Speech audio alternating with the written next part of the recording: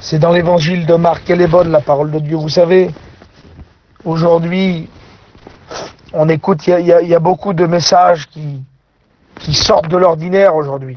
Et c'est ce que le peuple recherche. C'est ce que la majorité des gens recherchent maintenant. On veut des messages qu'on n'a jamais écoutés. T'as vu la note là? Je l'avais jamais entendue. T'as vu le message d'un tel là? On l'a jamais entendu. Ben moi j'aimerais vous dire, frères et sœurs, que le message que je vais vous prêcher, vous l'avez entendu des dizaines et des centaines de fois. C'est la parole de Dieu. C'est elle qui donne la vie. J'aimerais vous dire que ce qui donne la vie dans le message qu'un homme prêche, peu importe le message que c'est, peu importe le serviteur de Dieu, que c'est le message qui donne la vie, le message qui délivre, le message qui donne la paix, le message qui est capable de briser les barrières, le message qui est capable de faire tomber les murs, le message qui est capable de réconcilier. C'est pas la note d'un homme, c'est pas la pensée d'un homme, c'est pas la pensée d'un homme, non, ni d'un pasteur. Ce qui donne la vie dans un message, c'est la parole de Dieu. C'est quand on lit des textes de la parole de Dieu. Un homme avait dit un jour, tu sais, moi j'ai prêché un message l'autre jour, la réunion c'est une bombe, et tellement que j'ai de la mémoire, j'ai même pas eu besoin d'ouvrir la Bible. Quelle erreur, frères et sœurs. Quelle erreur de ne pas avoir la parole de Dieu dans nos messages. Quelle erreur de dire j'ai pas besoin de la Bible pour prêcher. Mais j'aimerais vous dire, moi, frères et sœurs, si j'ai pas la Bible ce soir, je prêche pas. J'ai éteint le téléphone et puis je vais me coucher. Mais si je vous dis un petit mot, c'est parce que c'est la parole de Dieu, elle est là en face de moi. Et je le dis en vérité, tu es peut-être derrière ton téléphone. Ben merci Seigneur, parce que le téléphone a été pour toi un moyen peut-être de t'approcher de Dieu par rapport au message qu'il y a eu. Mais n'oublie pas que peut-être à côté de toi, sur ta table de ton lit, dans ton placard, tu as la parole de Dieu. Et c'est le trésor qui a le plus de valeur. Quelle beauté. Et j'aimerais vous lire un texte de la parole de Dieu. Ça se trouve dans l'évangile de Marc, chapitre 5. Et tout à l'heure, je disais, Seigneur, quand Norton m'a demandé de faire la réunion, ben, j'ai dit, vas-y, je vais la faire. On va dire un petit mot, mais je ne sais pas quoi apporter réellement. Mais je voudrais apporter un mot de Dieu. Puis le Seigneur, il m'a dit, tu diras ça. Il m'a dit, ça, c'est un message que les gens ont besoin. C'est Jésus. Je vais vous parler de Jésus. Il faut Jésus, frères et sœurs, dans nos messages. Peut-être il y a peut-être des prédicateurs sur le groupe, je ne sais pas. Mais mettons Jésus en avant dans nos messages. Parce que c'est lui qui prime, c'est lui qui guérit, c'est lui qui délivre, c'est lui qui donne la paix. C'est pas nous. Nous sommes des instruments entre les mains. Des instruments entre les mains de Jésus, quelle beauté. Et puis je pense à ça, un homme disait ça. Il disait, vous savez, nous, ce qu'on fait, on n'apporte rien du tout, on n'a rien gagné, c'est lui qui a tout gagné. Vous savez, des fois, quand il y a un anniversaire, de quelqu'un, alors on va prendre un petit bébé, un petit 3-4 ans, on va lui donner le cadeau, puis on va dire, tiens, va l'apporter à la personne, là. Alors le petit, lui, il a rien fait, c'est pas lui qui a fait le cadeau, c'est nous. Et puis le petit, il prend le cadeau, puis il l'emmène à la personne. Et le petit, il est content de le faire. Mais lui, réellement, il a rien fait. Le cadeau, lui, a rien coûté à lui. J'aimerais vous dire que le Seigneur, il a des gros cadeaux pour vous ce soir. Il a plein de choses à vous donner. Et il se sert de ses serviteurs pour vous les apporter. Nous, on n'a rien fait. Moi, j'ai rien fait. J'ai rien gagné. La grande bataille, c'est lui qui l'a gagné. Le grand combat, c'est lui qui l'a gagné. Il a combattu pour nous à la croix du Calvaire. Il a tout gagné. Et moi, je vais vous apporter ce qu'il nous a donné. Alléluia. La Bible nous dit que Jésus, c'est dans l'évangile de Marc, chapitre 5, on connaît tous ce passage. Et Jésus, dans la barque, regagna l'autre rive, où une grande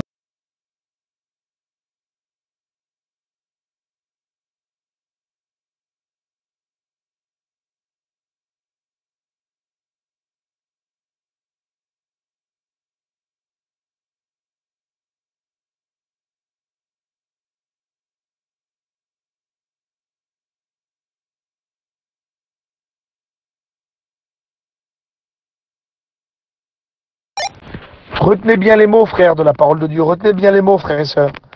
Viens, impose-lui les mains. Ma petite fille est à l'extrémité. Viens, impose-lui les mains afin qu'elle soit sauvée et qu'elle vive. Cet homme-là, Jairus, il est chef de synagogue. C'est un homme religieux. C'est un homme qui connaît Dieu. Et cet homme-là, il sait que Jésus, il a entendu parler de Jésus. Il a entendu, il savait que Jésus était capable de faire quelque chose pour son foyer. Et regardez ce qu'il lui dit. Il se jette à ses pieds. Il se prosterne devant lui. Et il lui fait cette instance prière. Il le supplie. Instance, ça veut dire supplier. Il insiste. ma petite fille est à l'extrémité, viens. Viens, écoutez bien, je l'ai souligné ce mot dans ma Bible, ce petit mot de 5 lettres. Viens, V-I-E-N-S, viens. Quelle puissance dans ce mot. Il dit, viens Seigneur. Puis tu es peut-être derrière ton téléphone, tu es peut-être tout seul chez toi, dans ton camping, dans ta maison, dans ton caravane, je ne sais pas, ou dans ta voiture peut-être. Eh ben je fais comme cet homme Jairus là. Même si tu connais Dieu, dis-lui ce soir, viens Seigneur. Viens Jésus. Viens, on a besoin de le dire. Et je lui dis, moi ce soir, je suis dans mon camion là, je suis en train de vous lire la parole de Dieu, et je lui dis, viens Seigneur. Viens, et étends tes mains, on a besoin de toi. Sans toi, on ne peut pas avancer, sans toi, on ne peut pas prêcher, sans toi, je ne peux pas me lever le matin, Seigneur. C'est impossible. Alors viens. Et la Bible nous dit que Jésus, écoutez bien ce mot, Jésus, on va lire, je vais vous lire toute la parole de Dieu. Il est bon de lire, alléluia, il y a quelques versets, ça va aller très vite. Jésus s'en alla avec lui. Et une grande foule le suivra. Donc là, Jésus il va commencer à suivre l'homme là. Il va suivre Jairus pour aller vers lui dans sa maison. Et Jésus s'en alla. Une grande foule.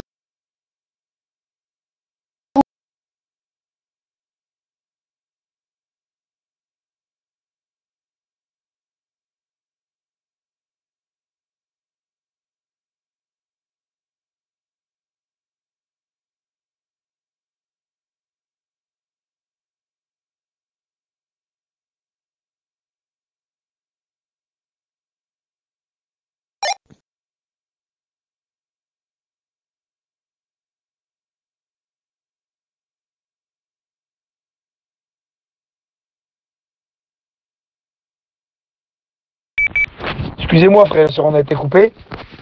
Je voudrais qu'on reste sur ce personnage Jairus là, écoutez bien.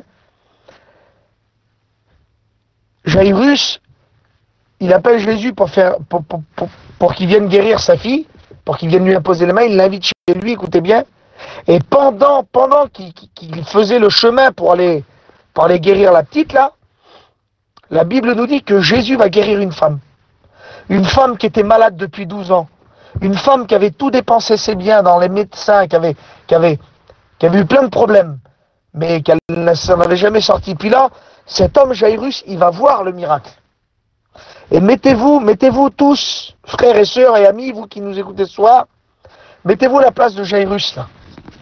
Il est là, il invite Jésus à venir chez lui pour guérir sa fille, et Jésus fait un miracle. Quelle beauté! Imaginez l'encouragement pour Jairus. L'encouragement pour son cœur. Il devait se dire dans son cœur, ça y est, la bénédiction, c'est pour moi, là, j'ai invité Jésus, il passe devant une femme, il a guéri, automatiquement ma petite va être guérie. Imaginez la joie dans son cœur. Puis tu t'es peut-être approché de Dieu, peut-être que tu as fait des projets avec Dieu, et puis que tu as vu des gens autour de toi bénis, et tu t'es dit, ça y est, bientôt la bénédiction, c'est pour moi. Peut-être que tu es chrétien, tu es là derrière, tu as invité Jésus, tu l'as accepté dans ton cœur, et puis c'est passé plein de choses autour de toi, il y a eu des guérisons, des miracles dans ta famille, mais tu as encore un besoin particulier, puis tu dis, ça y est, ça va être bientôt pour moi, là.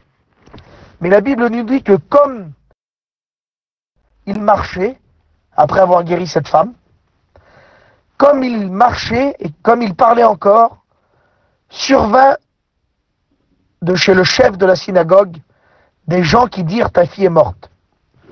Imaginez-vous, cet homme Jairus, là, il est en train de marcher, il a vu la guérison, il a le cœur réjoui, il est content parce que ça y est, la bénédiction arrive chez lui.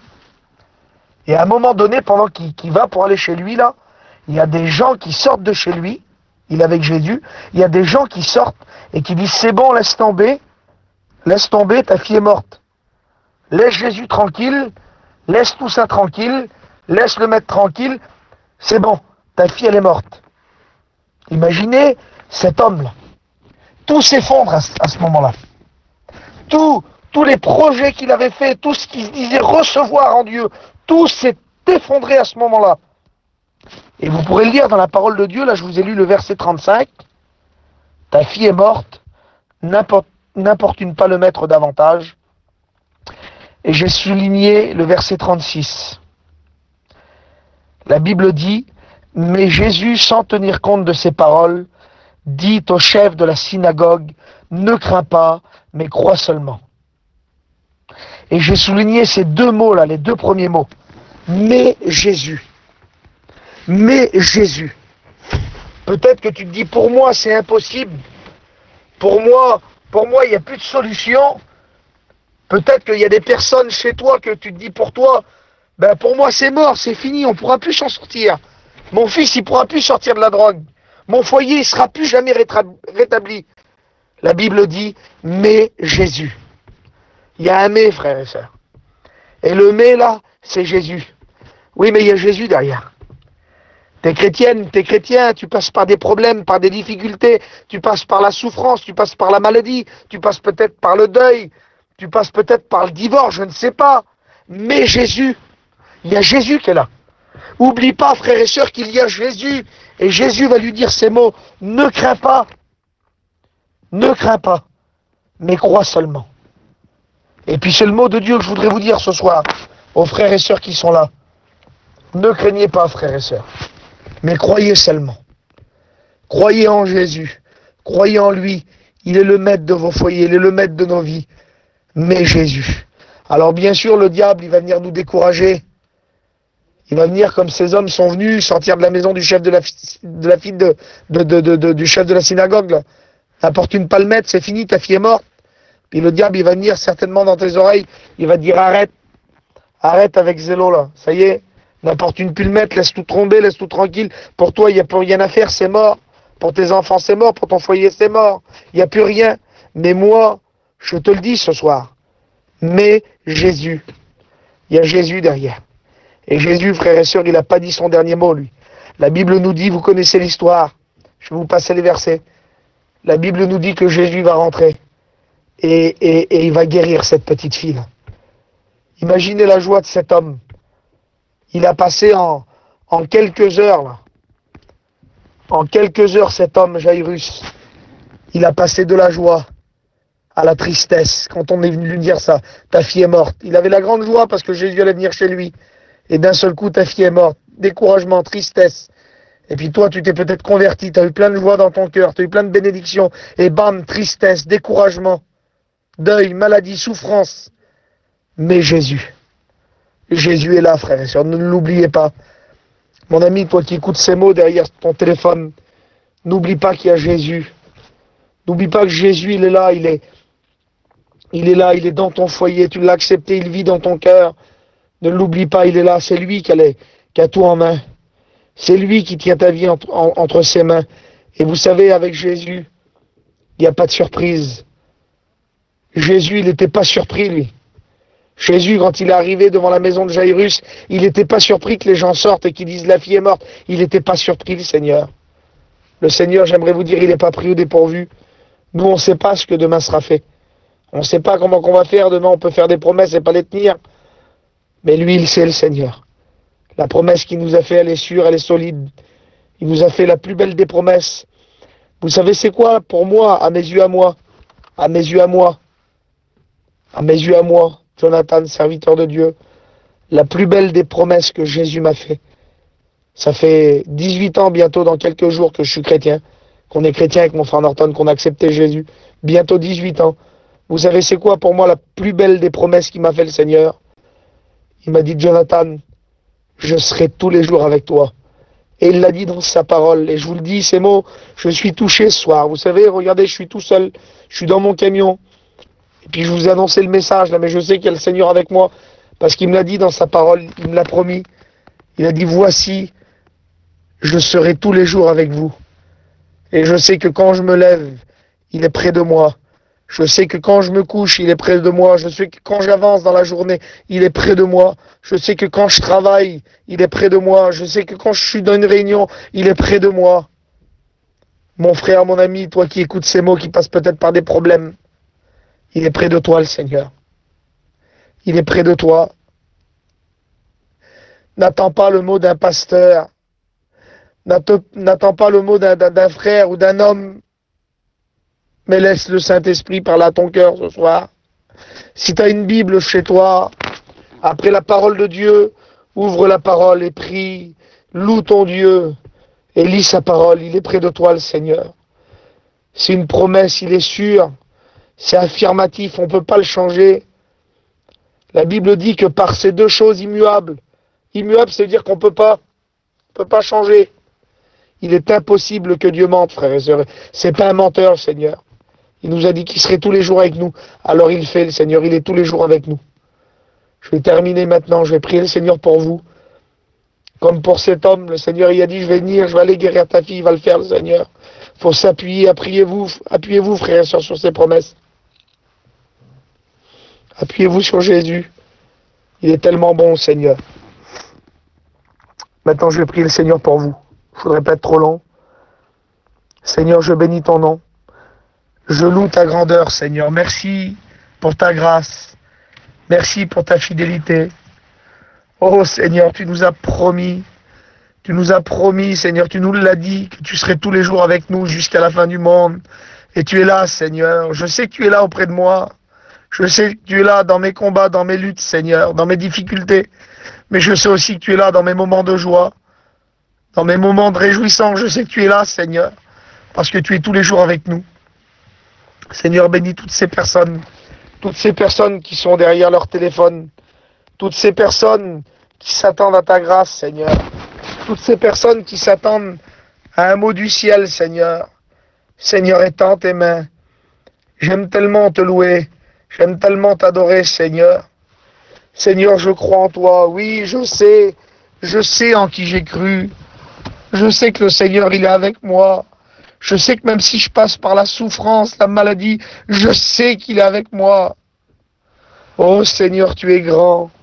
Merci pour ta parole qui m'encourage. Merci pour le mais Jésus. Merci parce que tu es là, Seigneur. Même si l'ennemi viendrait me parler à l'oreille et me dire des choses, j'y dirais, tu sais, il y a Jésus avec moi. Tu sais, il y a Jésus avec moi. Et je le dis autour de moi, il y a Jésus avec moi. Il est dans mon foyer, il est dans mon cœur. Oh Jésus, je te loue. Merci pour toutes tes grâces et tes bienfaits. Bénis ce groupe, Seigneur. Bénis ce groupe Zélo et tends tes mains. Toi, toutes ces personnes qui sont sur ce téléphone, Seigneur. Tous ceux qui ont besoin de ta grâce. Je connais pas les personnes qui sont là, Seigneur. Je sais pas s'il y a des gens qui souffrent, Seigneur. Je suis pas prophète. Mais on a tellement besoin de toi. Seigneur, je veux répandre mon âme devant toi ce soir. Oh, Seigneur, je veux te prier aussi pour mon père qui est dans cette prison.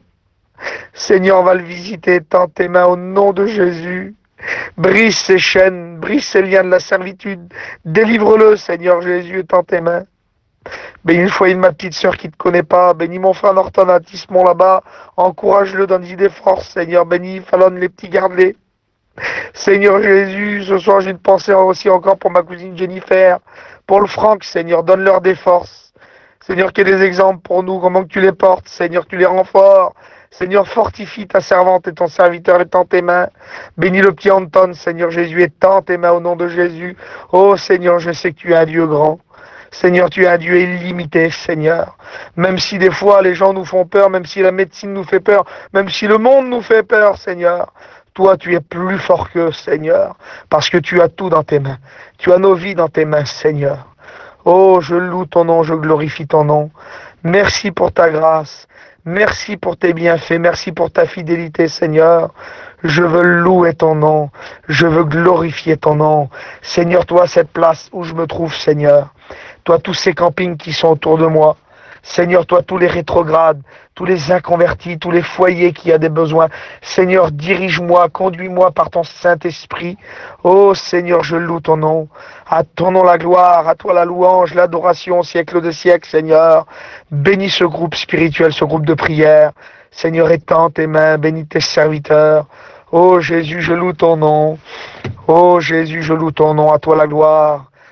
À toi la gloire, merci à Dieu. Voilà, frères et sœurs, que celui ou celle, vous avez l'habitude maintenant depuis plusieurs mois, celui ou celle qui veut prier, celui qui veut répandre son âme, celui qui veut dire merci à Dieu, celui qui veut répandre ses besoins, celui qui veut parler à Jésus.